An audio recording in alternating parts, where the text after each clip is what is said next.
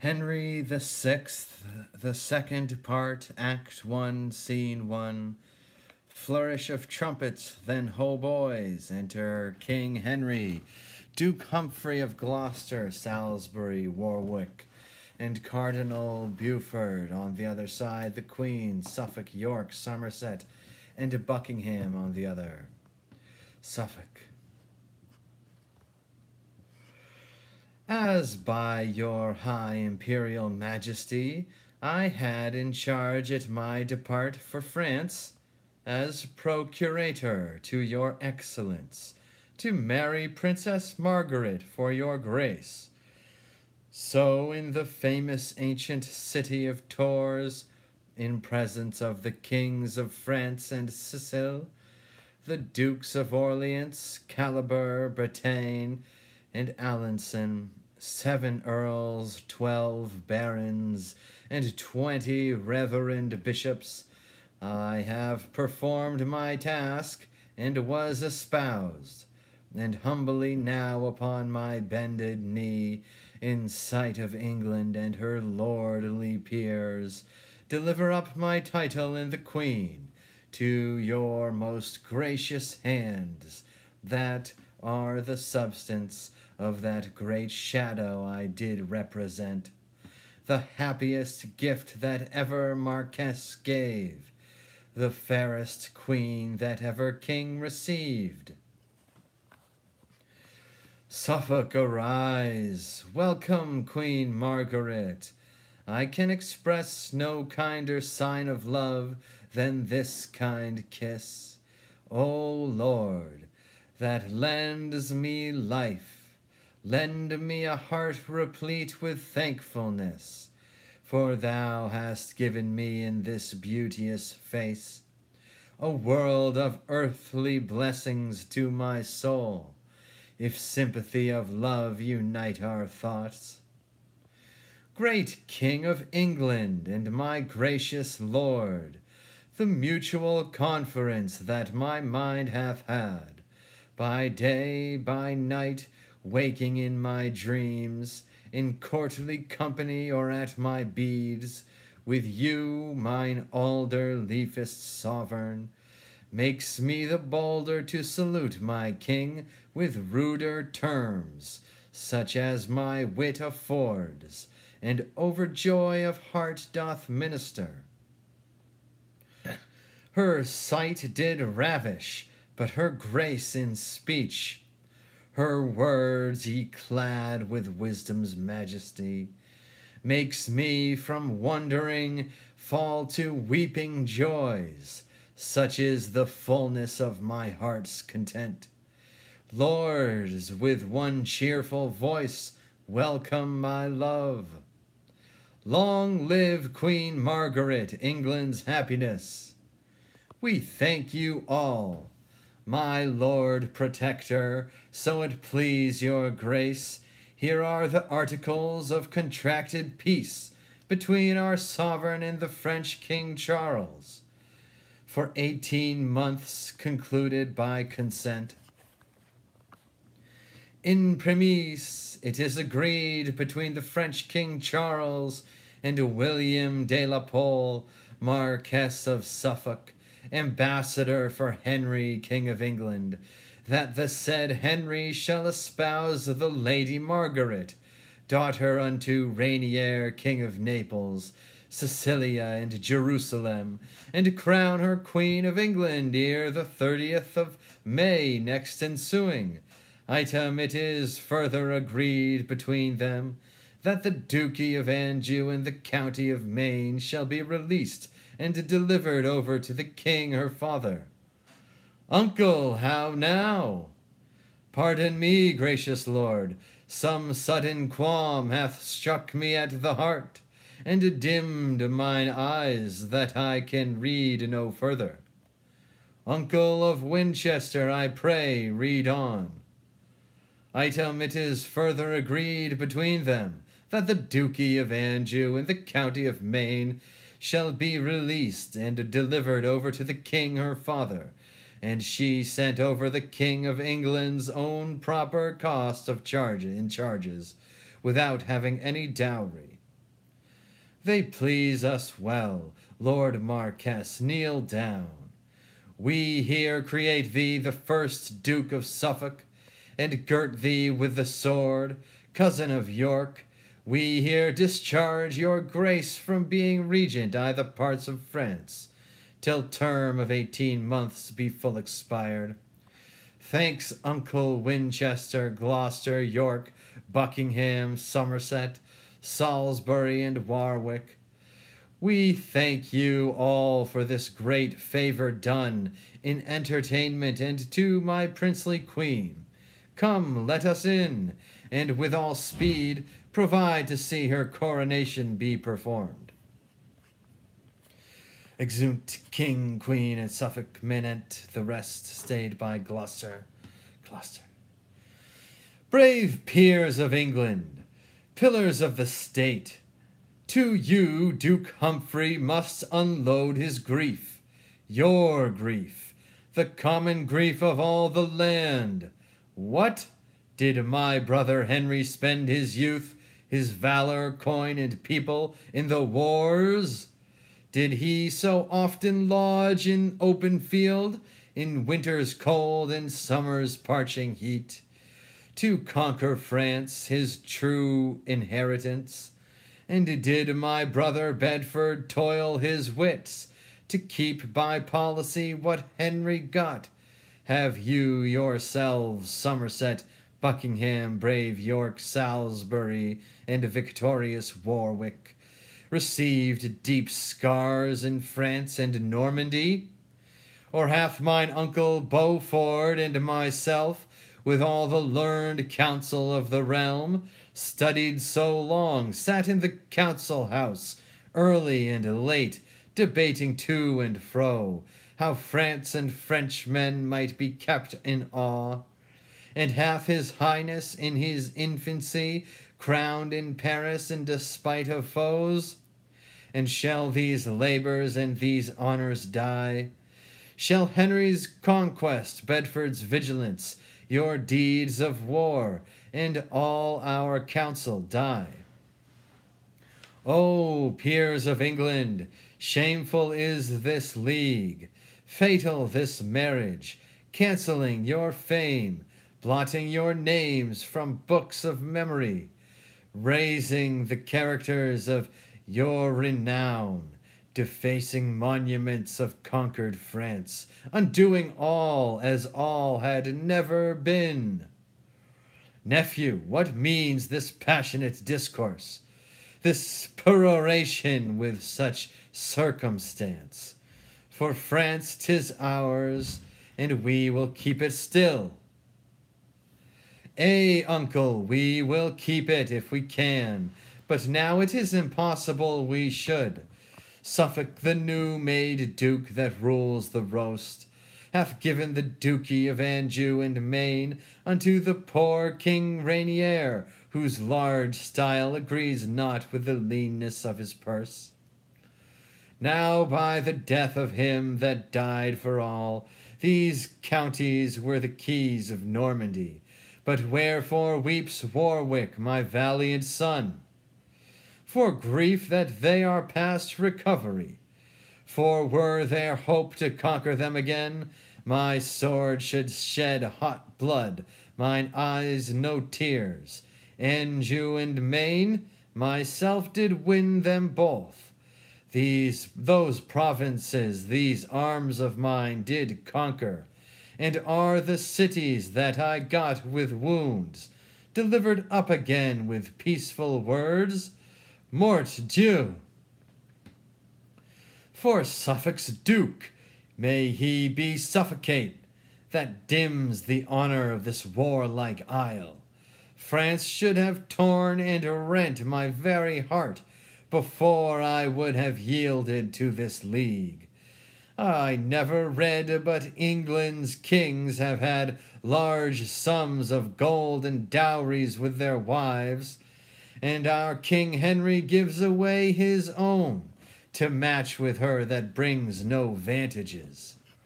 A proper jest, and never heard before, that Suffolk should demand a whole 15th for costs and charges in transporting her. She should have stayed in France and starved in France before. My lord of Gloucester, now ye grow too hot. It was the pleasure of my lord the king. My lord of Winchester, I know your mind. 'Tis not my speeches that you do mislike, but 'tis my presence that doth trouble ye. Rancor will out. Proud prelate, in thy face I see thy fury.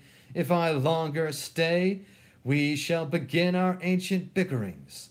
Lordings, farewell, and say, when I am gone, I prophesied France will be lost ere long. Exit Humphrey.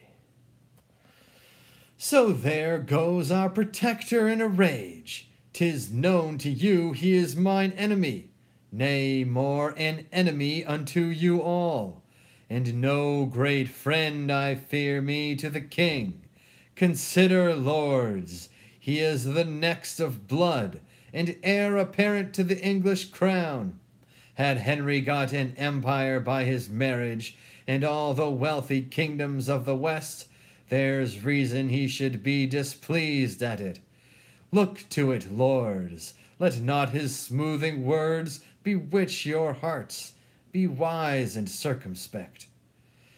What though the common people favour him, calling him Humphrey, the good Duke of Gloucester, clapping their hands and crying with loud voice, Jesu maintain your royal excellence.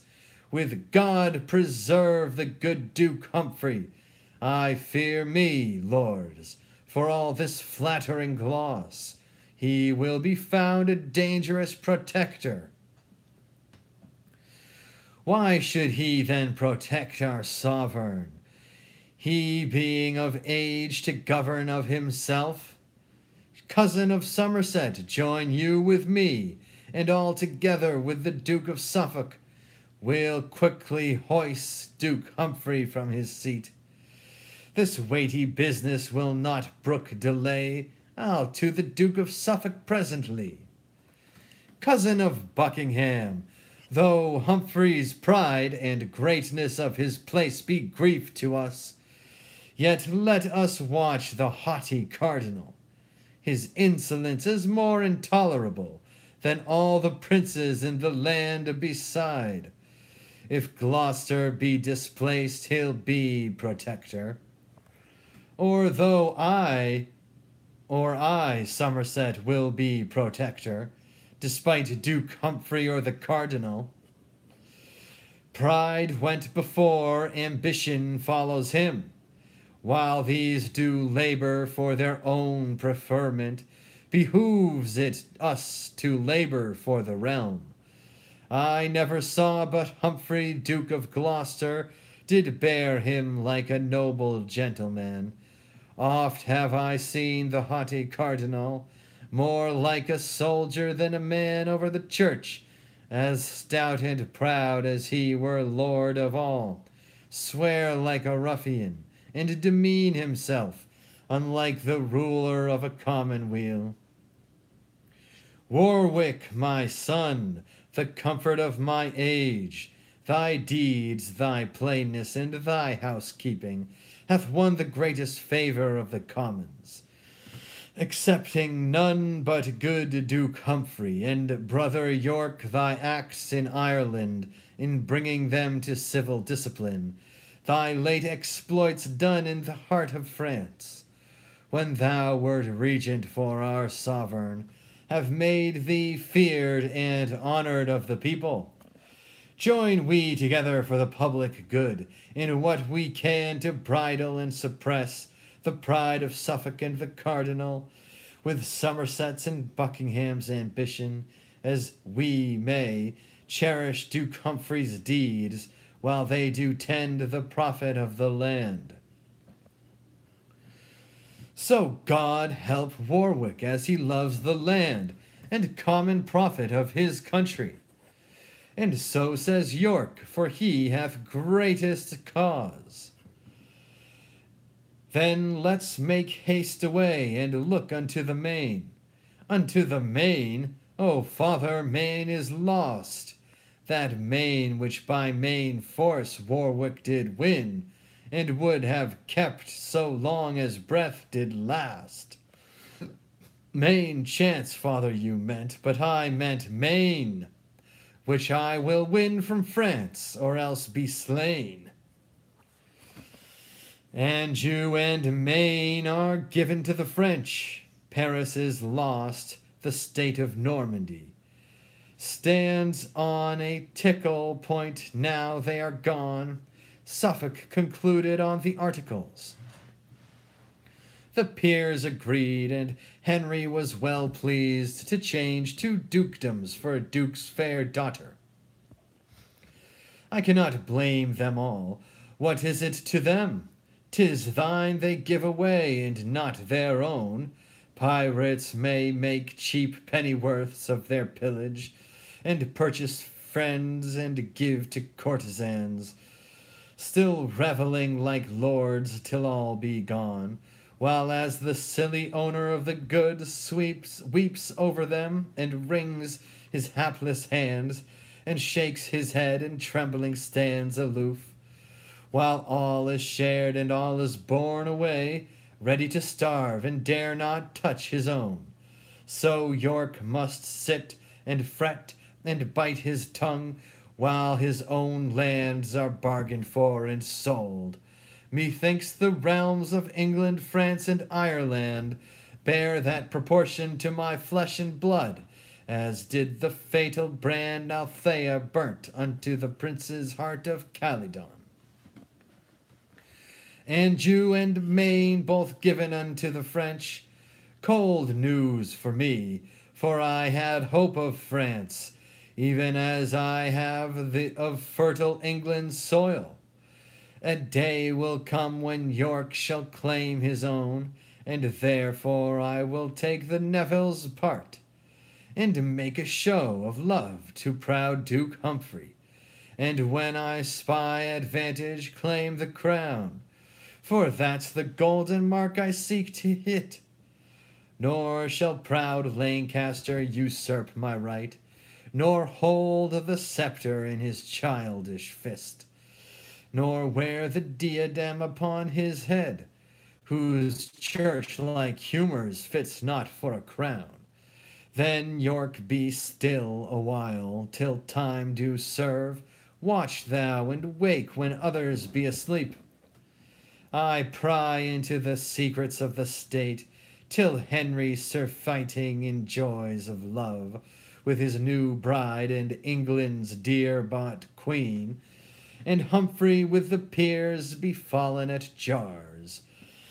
Then will I raise aloft the milk-white rose, with whose sweet smell the air shall be perfumed, and in my standard bear the arms of York, to grapple with the house of Lancaster, and force perforce I'll make him yield the crown, whose bookish rule hath pulled fair England down.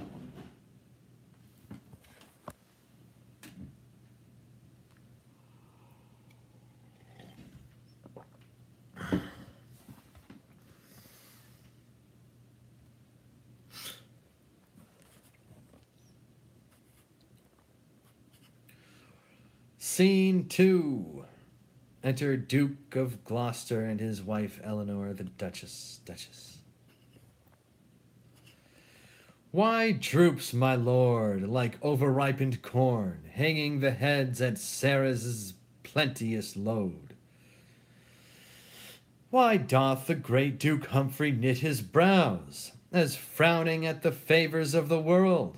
Why are thine eyes fixed to the sullen earth, gazing on that which seems to dim thy sight? What seest thou there, King Henry's diadem, enchased with all the honours of the world? If so, gaze on, and grovel on thy face, until thy head be circled with the same. Put forth thy hand, reach at the glorious gold. What, is it too short? I'll lengthen it with mine, and having both together heaved it up, we'll both together lift our heads to heaven, and never more abase our sight so low as to vouchsafe one glance unto the ground. O Nell, sweet Nell, if thou dost love thy Lord, banish the canker of ambitious thoughts, and may that thought, when I imagine ill against my king and nephew, virtuous Henry, be my last breathing in this mortal world. My troublous dreams this night doth make me sad. What dreamed my lord? Tell me, and I'll requite it, with sweet rehearsal of my morning's dream. Methought this staff, mine office badge in court, was broke in twain by whom I have forgot.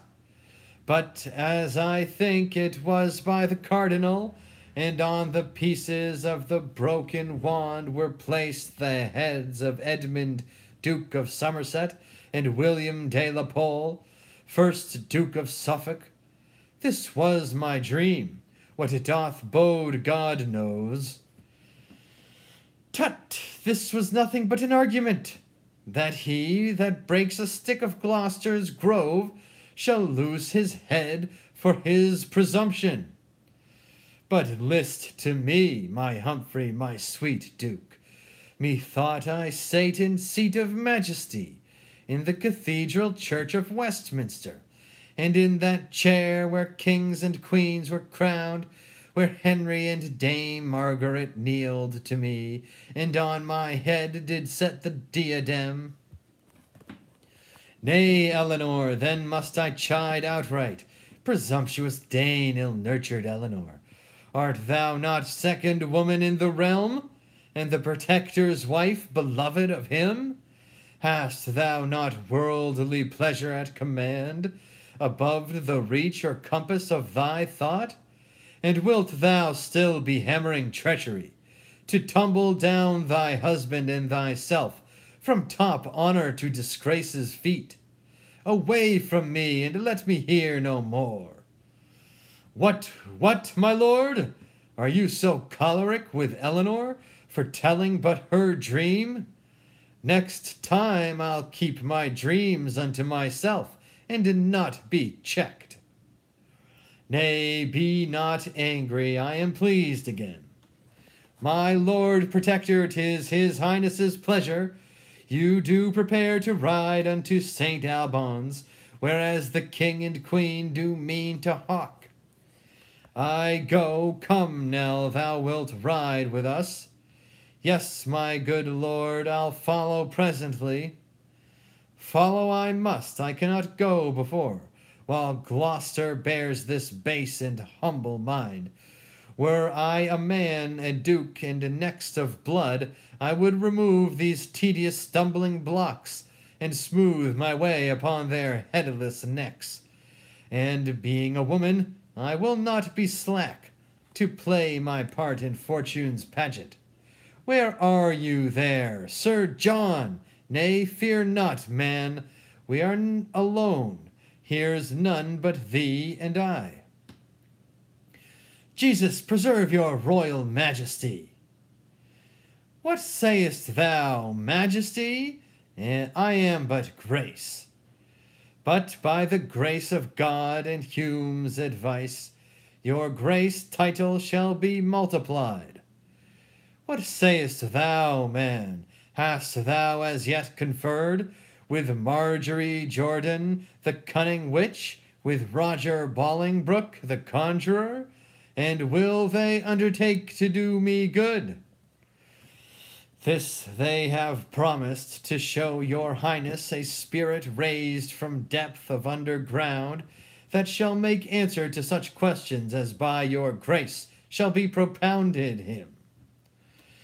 It is enough, I think, upon the questions.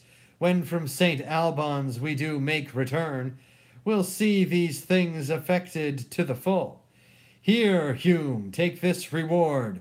Make merry, man, with thy confederates in this weighty cause. Hume must make merry with the Duchess's gold. Merry and shall, but how now, Sir John Hume? Seal up your lips, and give no words but mum. The business asketh silent secrecy. Dame Eleanor gives gold to bring the witch. Gold cannot come amiss, were she a devil. Yet have I gold flies from another coast. I dare not say from the rich cardinal, and from the great and new-made Duke of Suffolk. Yet I do find it so, for to be plain, they, knowing Dame Eleanor's aspiring humour, have hired me to undermine the Duchess, and buzz these conjurations in her brain. They say a crafty knave does need no broker. Yet am I Suffolk and the Cardinal's broker. Hume, if you take not heed, you shall go near, to call them both a pair of crafty knaves. Well, so it stands, and thus I fear, at last Hume's knavery will be the Duchess's rack, and her attainture will be Humphrey's fall. Sort how it will, I shall have gold for all.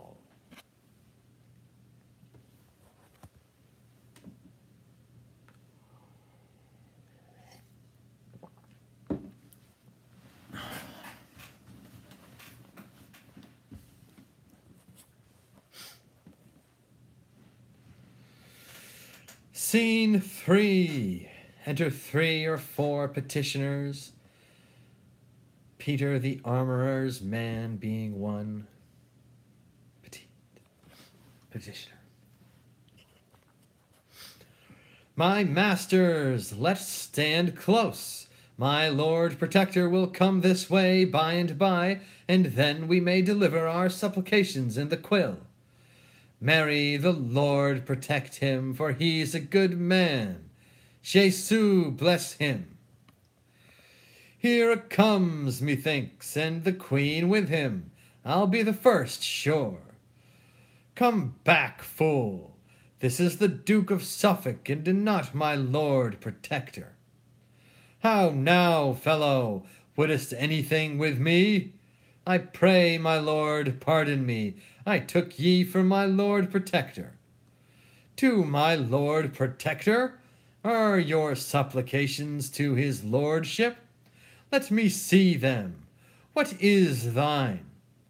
Mine is, and it please your grace, against John Goodman, my Lord Cardinal's man, for keeping my house, and lands, and wife and all, from me. Thy wife, too? That's some wrong indeed. What's yours? What's here? Against the Duke of Suffolk for enclosing the commons of Melford? How now, sir knave? Alas, sir, I am but a poor petitioner of our whole township. Against my master Thomas Horner for saying that the Duke of York was rightful heir to the crown. What sayest thou? Did the Duke of York say he was rightful heir to the crown? That my master was? No, forsooth. My master said that he was, and that the king was an usurper. Who is there? Take this fellow in, and send for his master, with a pursuivant presently. We'll hear more of your matter before the king. And as for you, that love to be protected under the wings of our Protector's grace, begin your suits anew, and sue to him. Away, base Coolions! Suffolk, let them go. Come, let's be gone. My Lord of Suffolk, say, is this the guise? Is this the fashions in the court of England? Is this the government of Britain's Isle? And this the royalty of Albion's king? What, shall King Henry be a pupil still, under the surly Gloucester's governance? Am I a queen in title and in style, and must be made a subject to a duke? I tell thee, Pole, when in the city Tours thou ranst a tilt in honour of my love, and stolest away the ladies' hearts of France. I thought King Henry had resembled thee in courage, courtship, and proportion, but all his mind is bent to holiness, to number Ave Maries on his beads. 'Tis champions are the prophets and apostles, his weapons holy saws of sacred writ. His study is his tilt-yard, and his loves are brazen images of canonized saints. I would the College of Cardinals would choose him pope, and carry him to Rome, and set the triple crown upon his head. That were a state fit for his holiness. Madame, be patient, as I was cause your highness came to England, so will I in England work your graces full content. Beside the haughty protector, have we Beaufort, the imperious churchman, Somerset, Buckingham, and grumbling York, and not the least of these, but can do more in England than the king. And he of these that can do most of all cannot do more in England than the Nevilles. Such train of her worst wearing gown was better worth than all my father's lands, till Suffolk 2 dukedoms for his daughter. Madame, myself have limed a bush for her, and placed a choir of such enticing birds that she will light to listen to the lays, and never mount to trouble you again. So let her rest, and, Madame, list to me, for I am bold to counsel you in this. Although we fancy not the cardinal, yet must we join with him and with the lords, till we have brought Duke Humphrey in disgrace. As for the Duke of York, this late complaint will make but little for his benefit. So one by one will weed them all at last, and you yourself shall steer the happy helm. Sound the Senate, enter the King, Duke Humphrey of Gloucester, Cardinal, Buckingham, York, Somerset, Salisbury, Warwick, and the Duchess of Gloucester, King. For my part, noble lords, I care not which, or Somerset or York, all's one to me. If York have ill demeaned himself in France, then let him be denied the regentship. If Somerset be unworthy of the place, let York be regent, I will yield it to him. Whether your grace be worthy, ye or no, dispute not that. York is the worthier. Ambitious Warwick, let thy betters speak. The cardinal's not my better in the field. All in this presence are thy betters, Warwick. Warwick may live to be the best of all. Peace, son, and show some reason, Buckingham, why Somerset should be preferred in this. Because the king, forsooth, will have it so. Madame, the king is old enough himself to give his censure. These are no women's matters. If he be old enough, what needs your grace to be protector of his excellence? Madame, I am protector of the realm, and at his pleasure will resign my place. Resign it, then, and leave thine insolence. Since thou wert king, as who is king but thou? The commonwealth hath daily run to wrack, and dolphin hath prevailed beyond the seas, and all the peers and nobles of the realm have been as bondmen to thy sovereignty. The commons hast thou racked, the clergy's bags are lank and lean with thy extortions. Thy sumptuous buildings and thy wives' attire have cost a mass of public treasury. Thy cruelty and execution upon offenders hath exceeded the law, and left thee to the mercy of the law. Thy sale of offices in towns in France, if they were known, as the suspect is great, would make thee quickly hop without thy head. Give me my fan. What, minion, can ye not? I cry you mercy, madame, was it you? Was it I? Yea, I it was, proud French woman. Could I come near your beauty with my nails, I could set my 10 commandments in your face. Sweet aunt, be quiet, 'twas against her will. Against her will, good king, look to it in time. She'll hamper thee, and dandle thee like a baby. Though in this place most master wear no breeches, she shall not strike Dame Eleanor unrevenged. Lord Cardinal, I will follow Eleanor, and listen after Humphrey how he proceeds. She's tickled now, her fume needs no spurs. She'll gallop far enough to her destruction. Now, lords, my choler being overblown with walking once about the quadrangle, I come to talk of commonwealth affairs. As for your spiteful false objections, prove them, and I lie open to the law. But God in mercy so deal with my soul, as I in duty my love, my king and country. But to the matter that we have in hand, I say, my sovereign, York is meetest man to be your regent in the realm of France. Before we make election, give me leave to show some reason of no little force, that York is most unmeet of any man. I'll tell thee, Suffolk, why I am unmeet. First, for I cannot flatter thee in pride. Next, if I be appointed for the place, my lord of Somerset will keep me here without discharge, money, or furniture, till France be won into the Dauphin's hands.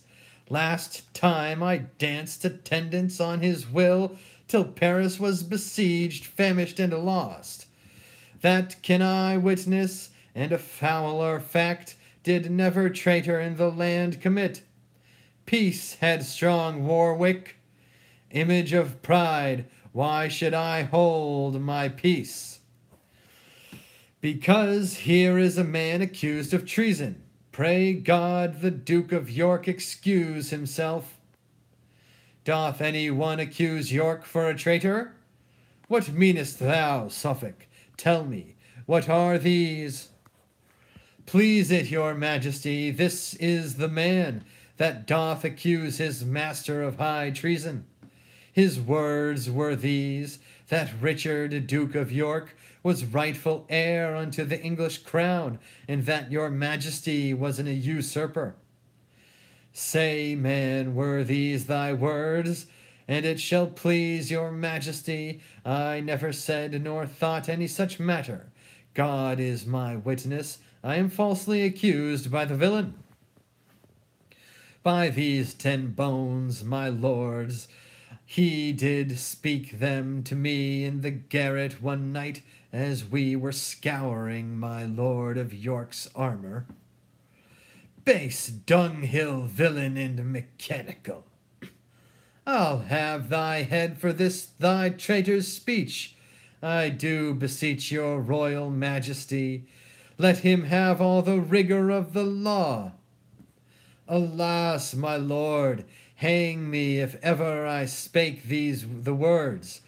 My accuser is my prentice, and when I did correct him for his fault the other day, he did vow upon his knees he would be even with me.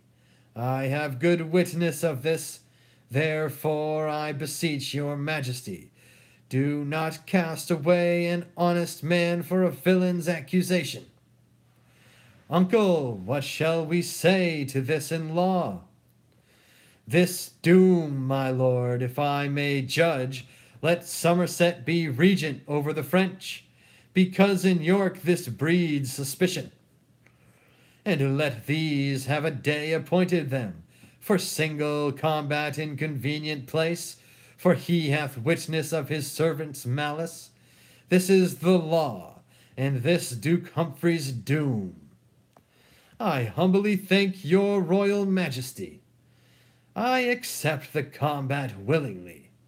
Alas, my lord, I cannot fight. For God's sake, pity my case. The spite of man prevaileth against me. O Lord, have mercy upon me. I shall never be able to fight a blow, O Lord, my heart. Sirrah, or you must fight, or else be hanged. Away with them to prison, and the day of combat shall be the last of the next month. Come, Somerset, we'll see thee sent away.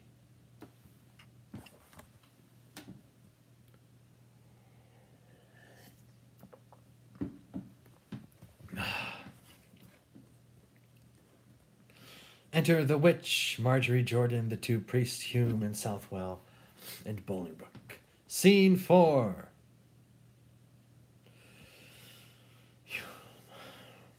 Come, my masters, the Duchess, I tell you, expects performance of your promises. Master Hume, we are therefore provided. Will her ladyship behold and hear our exorcisms? What else? Fear you not her courage? I have heard her reported to be a woman of invincible spirit, but it shall be convenient, Master Hume, that you be by her aloft, while we be busy below, and so I pray you go in God's name, and leave us. Mother Jordan, be you prostrate and grovel on the earth. John Southwell, read you, and let us to our work. Well said, my masters, and welcome all to this gear, the sooner the better. Patience, good lady, wizards know their times. Deep night, dark night, the silent of the night, the time of night when Troy was set on fire, the time when screech owls cry, and banded dogs howl, and spirits walk, and ghosts break up their graves. That time best fits the work we have in hand.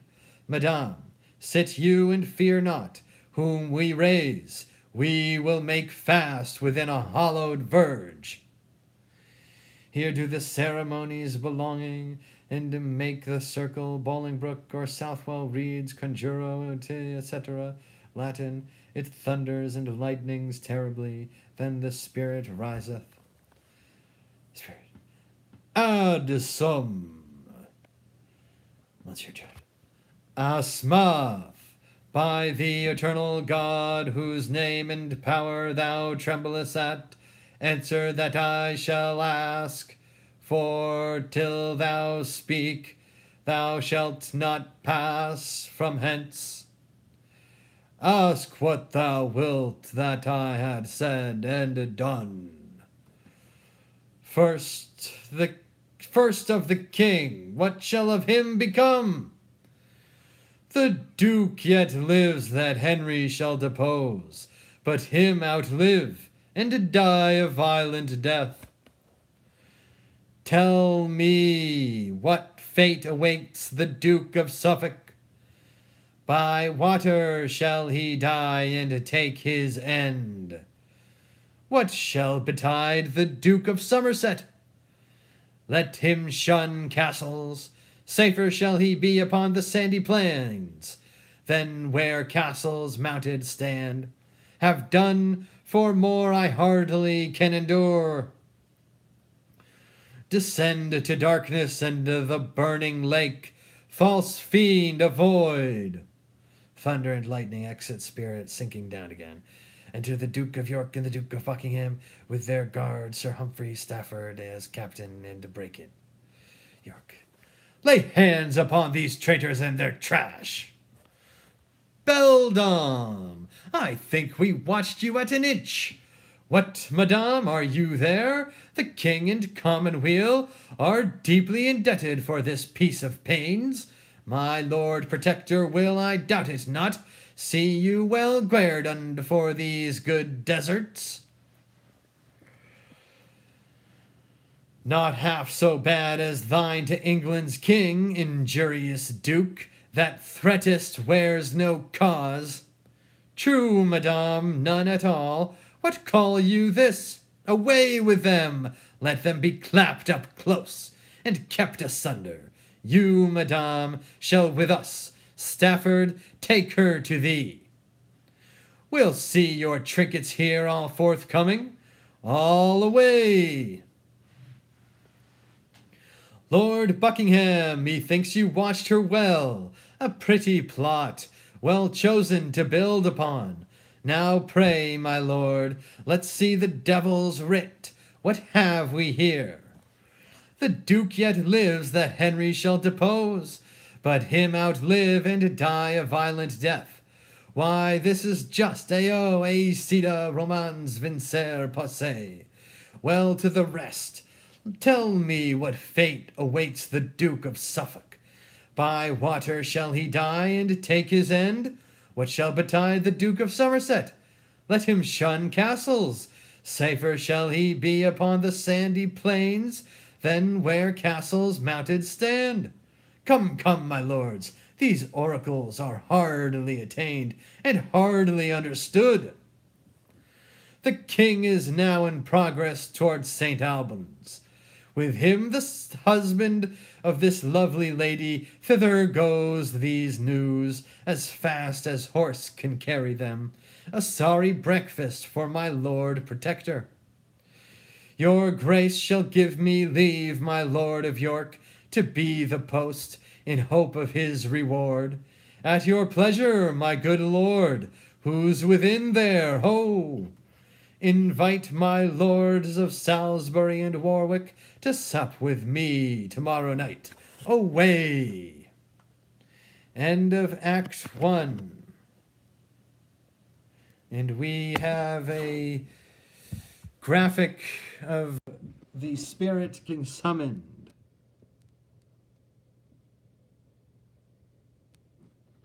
Amen. Praise be to God. Jesus Christ, Jah Rastafari. Bless William Shakespeare.